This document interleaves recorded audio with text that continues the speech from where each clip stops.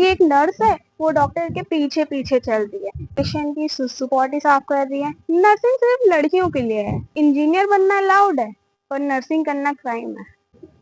So hello everyone, welcome back to the channel. आज हम लोग एक ऐसे टॉपिक के ऊपर बात करने वाले हैं जिसके बारे में लोगों को थोड़ी क्यूरियोसिटी, थोड़ा कंफ्यूजन और काफी सारे मिथ्स होते हैं, and that is BSc nursing. Nursing का नाम सुनते ही बहुत लोगों के मन में एक ही इमेज आती है कि एक नर्स है वो डॉक्टर के पीछे पीछे चल रही है, या सिर्फ इंजेक्शन लगा रही है, या फिर पेशेंट की सुसु पॉटी साफ कर रही है, या उनके बेड से ही कर रही है। तो क्या ये सब सच है? Let's break it all down today, the myth and the reality, in a fun and honest way. So hi guys, I am Bindu and I am a BSc nursing student and I call myself as a proud nurse.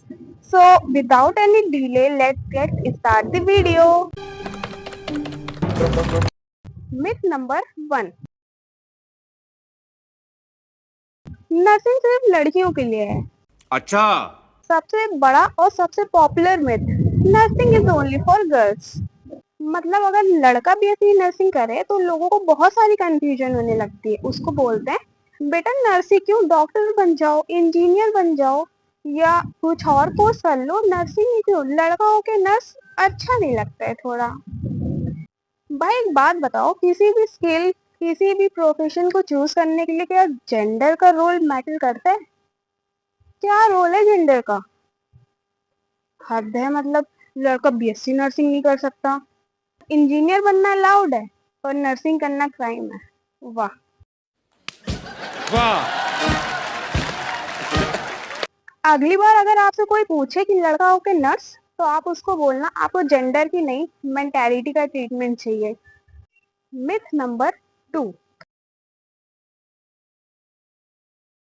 Nurses का काम सिर्फ injection लगाना होता है।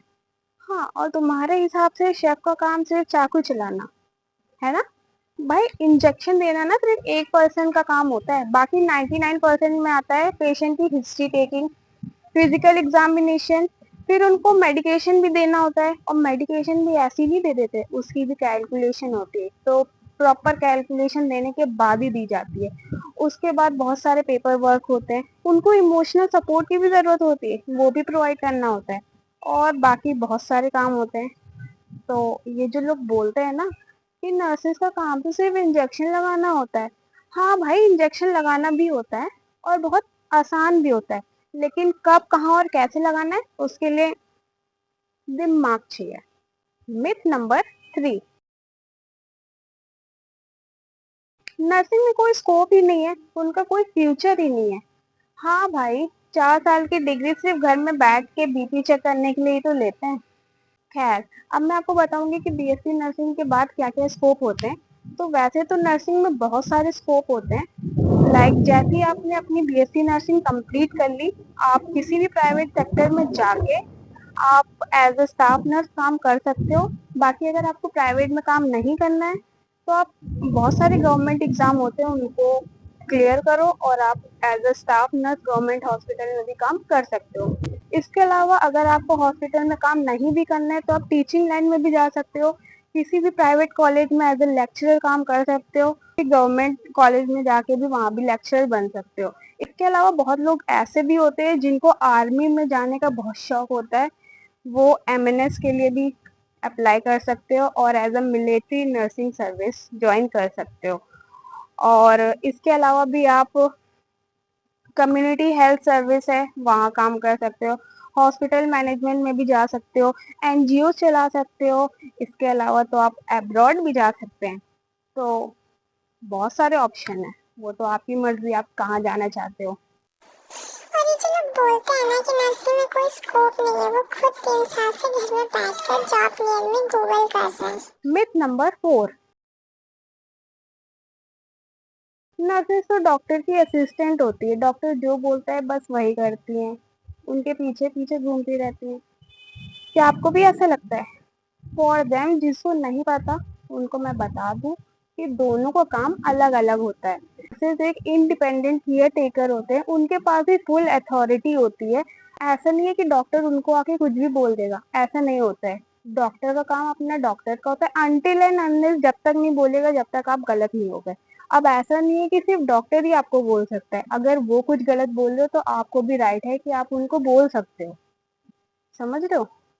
सो don't compare us, we both have different work. Critical situation में भी पहले nurse आती है, उसके बाद डॉक्टर आते हैं। और लोग बोलते हैं कि डॉक्टर बस जो बोलते हैं बस वही नर्सेस करती हैं। क्यों भाई, हमारा दिमाग नहीं है?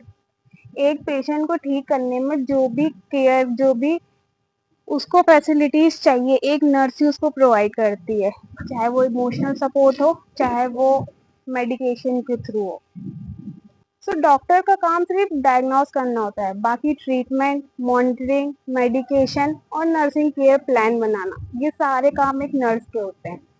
डॉक्टर सिर्फ 1 से 2 बार राउंड के लिए आता है, चलो 3 बार मान लो, सुबह दोपहर शाम 3 बार राउंड पे आ जाएगा। बाकी नर्सेस 24/7 आवर्स एक पेशेंट के साथ रहती है। कभी कभी तो ऐसा होता है डॉक्टर खुद नर्स से पूछते हैं इसको क्या हुआ, इसको कब से ये है, राइट?